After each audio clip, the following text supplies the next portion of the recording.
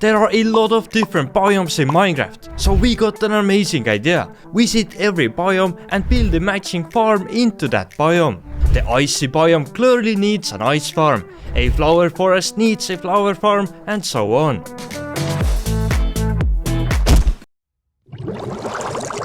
When you look at all the biomes Minecraft has, the list gets pretty long. We merged some biomes that are really similar, like all the oceans, into just a single ocean, jungles into one jungle, and the list was complete. We ended up with exactly 25 different biomes in our list. That also means we have to build 25 different farms. We spent about 5 hours choosing 25 farms and collecting all the items for them into these 25 chests. Wow, we are now stranded in an ocean. So that is our first biome, and we are going to build a fish farm.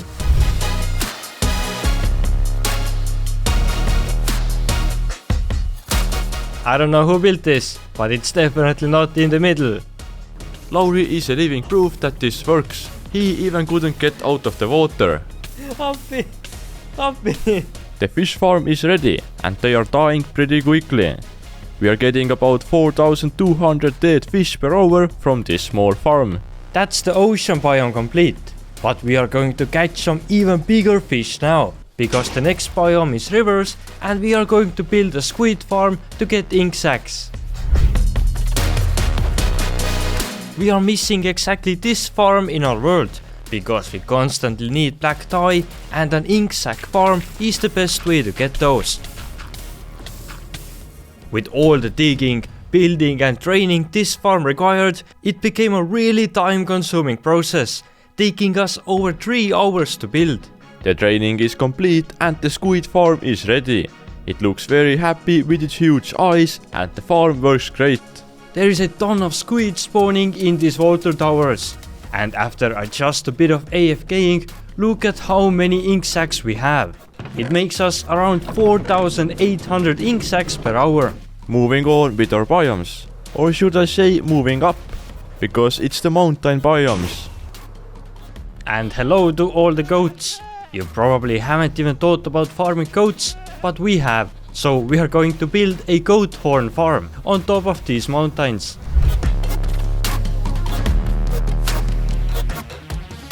We built the farm ready really quickly and then brought all the nearby goats that we could spot. Thankfully there were a lot of them. And one wild snow fox also came to say hello.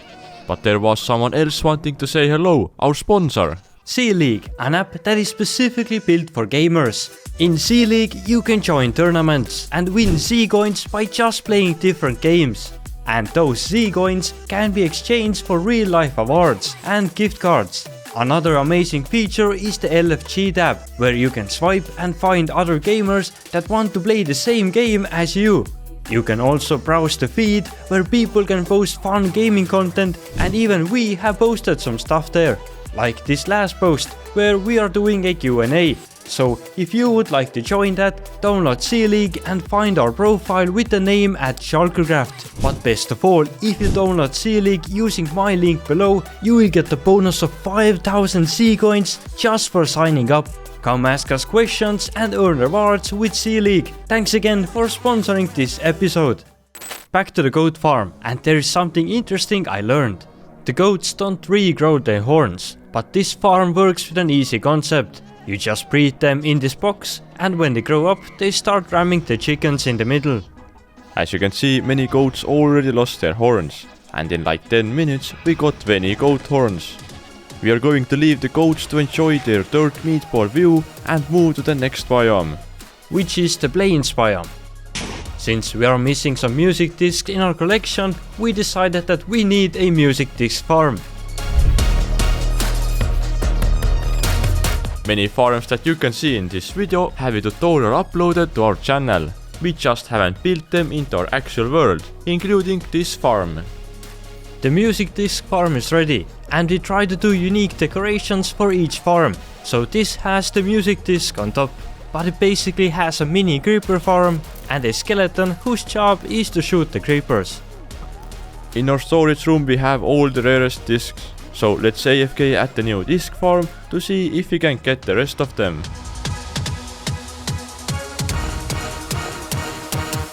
the AFKing is over and we got not just a couple discs but the whole album.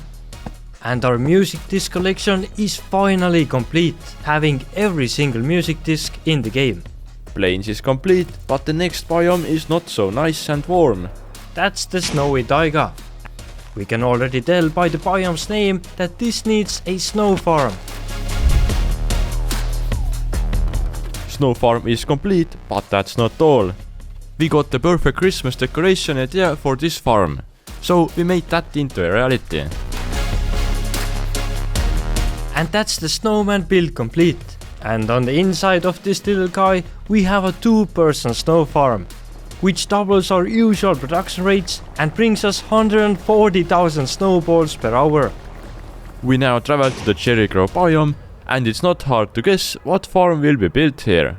The cherry farm? Yes, but cherries grow on trees, so we are building the cherry tree farm. As a man, I wouldn't use pink wood as building blocks, but just for this farm I'm breaking this rule, but only this one time. This farm fits so well into the cherry grove biome that it's even hard to notice it. But let's try it out. That was not supposed to happen. Just a couple redstone things were missing, but now those are fixed and the farm seems to be working. This farm has a huge downside. It consumes a lot of bone meal while working. But then again, it produces us 18,000 cherry logs per hour. That's pretty amazing. But wait, what's this here? We have a portal. I wonder where it takes us. Oh, it's the next biome, the forest. We already have the stuff here and some trapped villagers. Using them we can build an iron farm into the forest biome.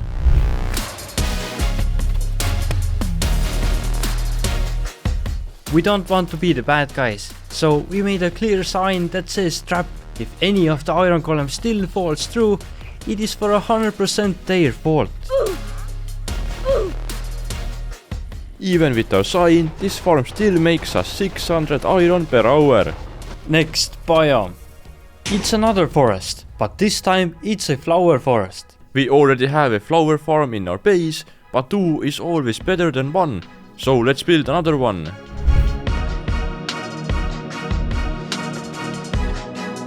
The farm itself is small, so we built a decoration around it, using the shape that Minecraft doesn't have, circles. The circle flower farm is ready and I think it came out looking amazing. The only problem is that when we started, it only makes white tulips. Bruh. We kinda forgot how flower forests work, but at least it looks great. The next 3 biomes are taiga, birch forest and the dark forest. They will all have a tree farm. So I thought, why don't we just show 3 tree farms built together. Spruce so-called farm was a 10-minute build. Then the birch tree farm took us 5 times longer. Just 45 minutes, quick and easy. But the dark oak tree farm was the longest to build and also had the most complicated redstone. This took us over 2.5 hours. The easiest one we built is the spruce tree farm. I know this doesn't seem like a farm at all, but when you grow this area full of trees and then jump on top of the trees, you have an easy way of collecting them.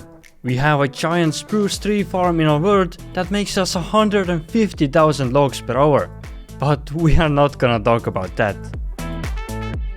The birch tree farm is more automated. You have to place saplings, but you can AFK while doing that. You can actually use this to farm oak, spruce and jungle as well. But the rates of this farm is about 20,000 birch logs per hour. And it uses 15,000 bone meal while doing that. Yikes! The final farm is the dark oak tree farm.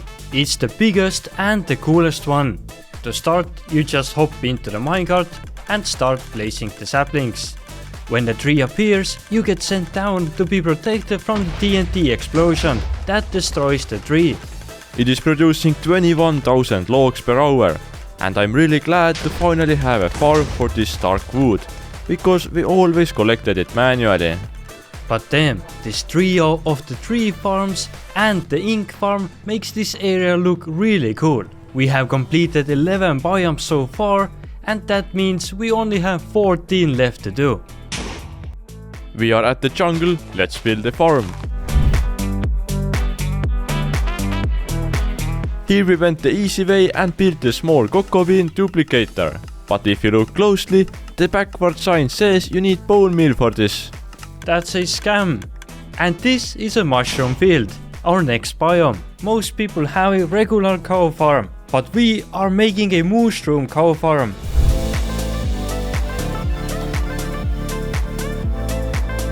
And that is the whole build. You just breed them in this small box and you will get some loot. Talking about loot, the farm we can build in swamp biome will produce us the greatest of loot. That's of course the witch farm in this huge swamp biome. Let's build it. I just noticed that we uploaded a tutorial of this witch farm over 3 years ago. Holy moly, time does really fly. We had a little decoration idea and I think it looks kinda funny. The production rates of this farm are not huge, but before the crazy raid farms, this used to be the best way to get redstone. Moving on from our witch island, because we have another biome to build at. It is the mangrove swamp this time, and here we will build another tree farm, this time for the mangrove wood. I can confirm that the mangrove trees are the most annoying trees to remove, but the way this build is in the middle of the forest is pretty sick. We built the whole house for this farm, but Lauri is gonna show this farm in action. After aiming in the right spot, I just have to stand here and place the saplings. It's a crazy difficult job. It works like it should and produces 2000 mangrove logs per hour.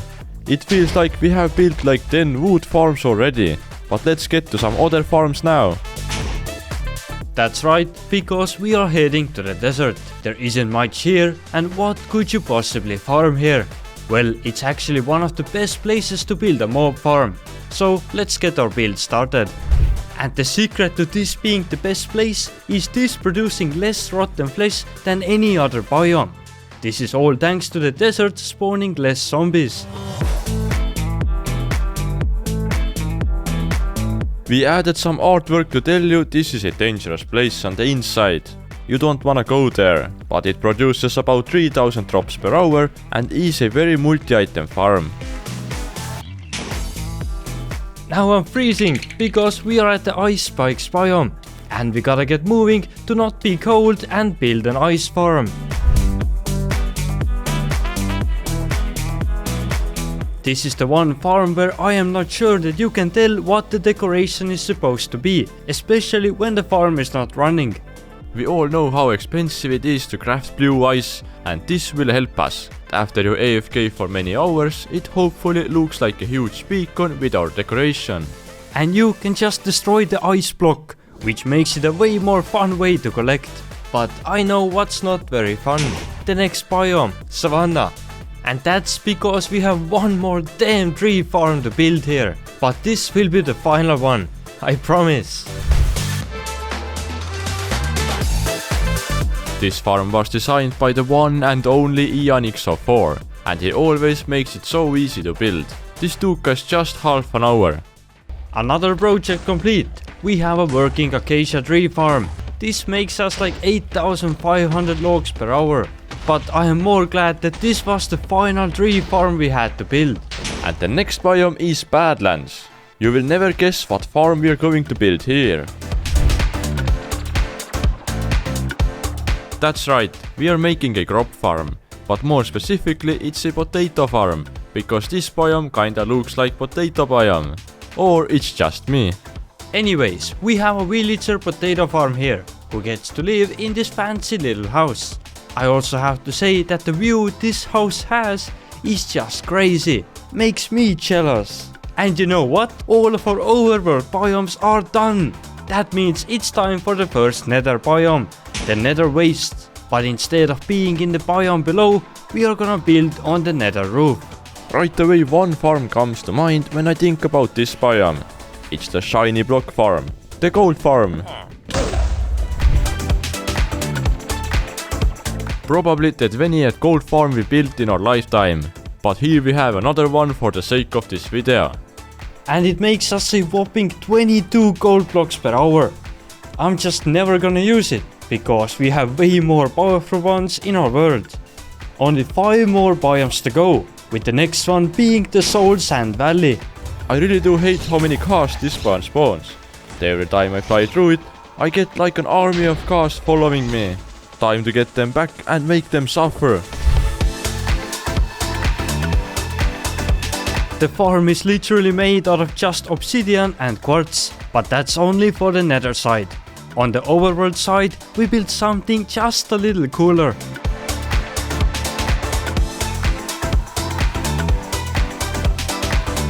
This is a cast farm, but you can't really see much on the nether side. But on the overworld side, you can see they spawn into a glass cast. This decoration really came out great, and it produces us 360 cast tears per hour. That is called sweet revenge. Another nether biome is the Crimson Forest.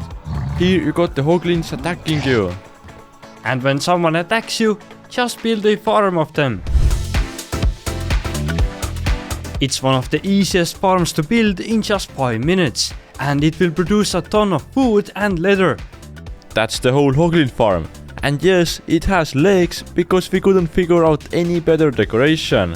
If it doesn't walk away, it produces like 1800 cooked pork chop and 300 leather per hour. Moving to the Basalt Delta biome, we have another easy farm. It's the Basalt Farm.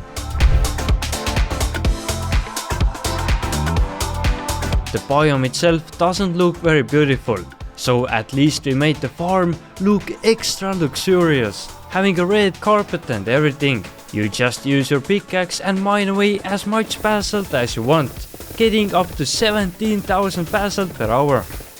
But the warp forest biome is a whole another story. I think this biome looks beautiful as it is, so we are building a camouflaged fungus farm here. It's basically a flower farm, but just in the nether, and works very fast, while using a lot of bone meal. But I think we managed to hide this farm pretty well in this biome. And if you're interested, here's everything this farm produces. But what is that? Is that really all the nether farms finished and we just have one more biome more to complete? Oh yes, that is true. We have almost reached the end, and the final biome is the end. And here we are doing something more complex. We are gonna build a wither rose farm that uses a wither as a part of it. But let's build it and you will see what it looks like.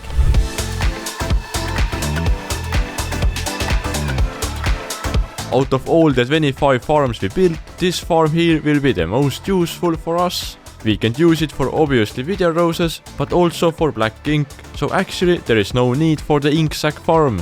Our wither rose farm is ready.